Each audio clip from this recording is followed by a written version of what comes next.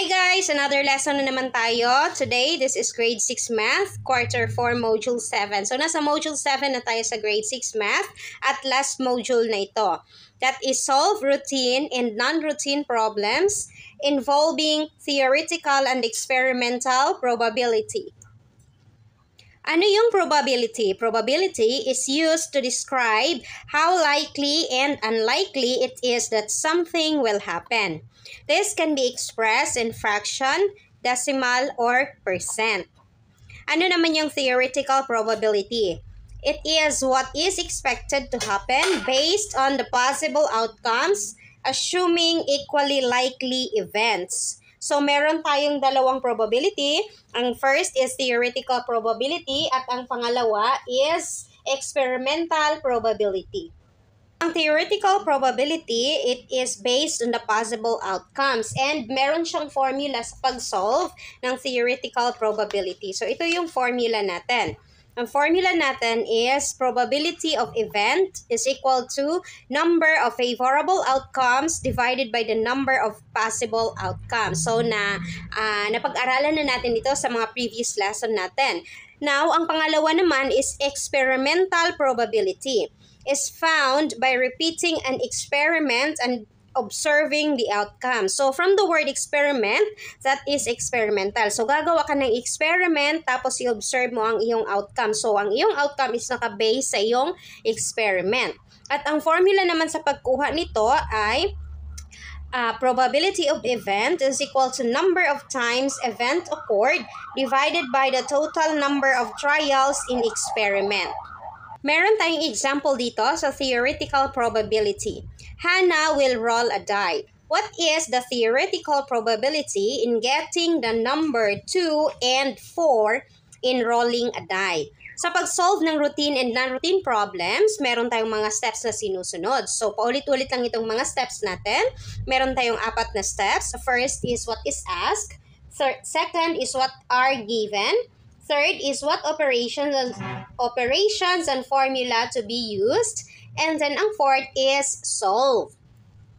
Si Hannah, mag-roll siya ng die. So ano daw yung theoretical probability na makakuha siya ng number 2 at 4 kapag ni-roll niya yung die? So ang first step natin is what is asked. So ano yung hinahanap or ano yung kanyang tinatanong? Ang kanyang hinahanap is the theoretical probability of getting the number 2 and 4 when die is rolled once. Next step is what are given. So, ano yung given natin? Ang given natin is the number 2 and 4 in a rolling die and then the 6 possible outcomes in a rolling in a die. Bakit 6? Kasi 6 na face, 6 na mukha ang die. So, meron siyang number 1, 2, 3, 4, 5, 6. Or ipapakita ko sa inyo kung ano yung die. So, for example, ito yung die natin. So, merong nakalagay na 1, 2, 3, 4, 5, 6. So, ibig sabihin, 6 ang kanyang mukha. Ngayon, what operations and formula to be used? So, ano yung operation na gagamitin natin? Of course, ang formula natin sa pagkuha ng theoretical probability is equal to number of favorable outcomes divided by the number of possible outcomes. So, of course, divide siya. So, meron tayong division pagkatapos gagamitin natin ang formula. So, ito yung operations at formula na gagamitin natin. Dahil tapos na tayo sa given, ngayon naman is isolve na natin ang ating theoretical probability. So, probability of 2 and 4, kasi gusto niyang makuha 2 at 4 ang gusto niyang makuha na result. So, that's why probability of 2 and 4 is equal to, ano yung formula natin? Number of favorable outcomes divided by the number of possible outcomes. Bakit 2 ang ating favorable outcomes? Kasi dalawang number ang gusto niyang makuha na result. So that is 2 and 4. That's why dalawa ang ating favorable outcomes kasi dalawa ang gusto niyang makuha na result. Tapos, divided by 6. Bakit 6? Kasi ang number of possible outcomes. So ano yung total number ng ating die? 6. Kasi 6 ang number of faces ng die. So, kaya 6 ang ating total number of possible outcome. Kaya 2/6 ang ating solution. So, 2/6 or 2/6, dapat i-express natin is in a simplest form ang ating sagot. So, ang 2/6 is i-reduce natin siya into lowest term. So, 2 divided by 2, kasi pareho silang ma-divide sa 2. So, 2 divided by 2 is equal to 1. And then, 6 divided by 2 is equal to 3. So, that's why naging 1/3 siya or 1/3. So, ang kumpletong sagot natin is, therefore, the probability of getting the number 2 and 4 rather, in a rolling die is 1/3. Gaya ng sabi natin kanina na ang probability pwede nating ma-express into fraction. So, 1/3 or 0.33 or decimal or 33.3%. So, bakit siya naging 33 or 0.33? Kasi kapag i-divide natin ang 1/3, si 1 i-divide natin kay 3. So, 1 divided by 3. 3 divided by 1 cannot be. So, magdagdag tayo ng 0 and then point dito sa quotient. So, 10 divided by 3 is equal to 3. 3 times 3 is equal to 9. Subtract. 10 minus 9 is equal to 1 and add another 0. So, 10 divided by 3 is equal to 3. 3 times 3 is equal to 9. Subtract 1, dagdag 0. So, paulit-ulit lang tayo. Basta ang sagot natin is magiging 0.3333 siya. Kaya naging ang ating decimal is 0.33 or ang ating percent is 33.3%. Paano siya naging 33.3? I-multiply natin siya sa 100. So, ipagpalagay natin dahil tatlong number ang ating 100. So, tatlong 3 din yung ilagay natin. Kasi kapag ipagpatuloy natin siya, maraming 3 siya. So, multiplied by 100. 0 times 3 equals 0, 0 times 3 equals 0, 0 times 3 equals 0, 0 times 3, 0, so tatlong 0. Pinapakita ko lang sa inyo yung process of multiplication. Pero, kung gusto nyo, pwede nyo na siyang i-direct. So, 0 dito, and then 0 dito, pagkatapos itong tatlong 3. So, 1 times 3 is equal to 3, 1 times 3 is equal to 3, 1 times 3 is equal to 3. So, 1, 2, dalawang 0, and then 0, 0, 3, so 3, 0 and 3 is 3, add na tayo dito, and then bring down 3. So, ilang decimal point? 1, 2, 3. So, 1, 2, 3. So, that's why, naging 33.3% siya kapag i-convert mo siya into percent.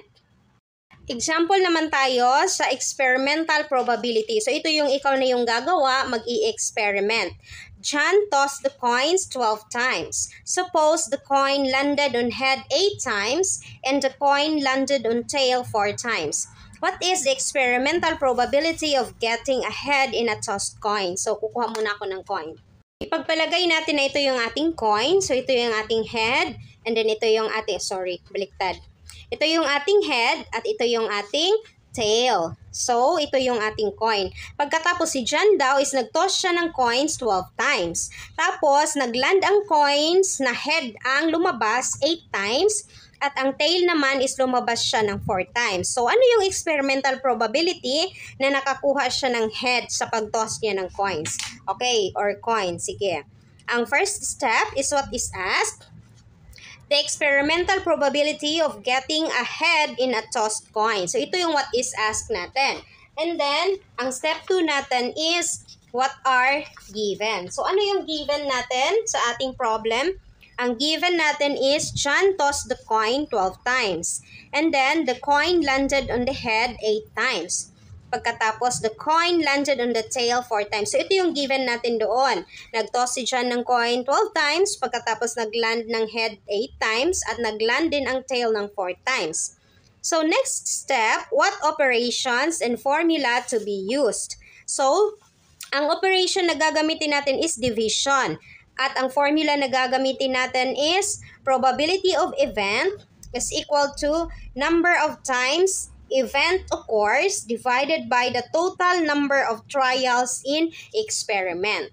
So, ito yung formula natin sa pag-solve ng experimental probability. Number of times event occurred. So, kung ilang times yung gusto mong makuha na result divided by kung ilang times ka for example, nag-toss ng coins. Okay, so, isolve na natin siya. So, ito na yung solution natin. Probability of head, kasi head yung gusto niyang makuha or head yung pinahanap sa atin kung ano yung probability na makakuha siya ng head. So, ilang times naglabas yung head? 8 times. Divided by, ilang toss yung ginawa niya? 12 times. So, that's why 8 divided by 12 or 8 over 12. Or, atin siyang i-reduce into lowest term. So, si 8 at si 12, pwede silang ma-divide dalawa sa 4. So, si 8 divided by 4 is equal to 2. And then 12 divided by 4 is equal to 3. Kaya, ang sagot natin is 2/3 or 0.66 or 66.6%. Kasi i-express natin siya in a fraction, decimal, and percent.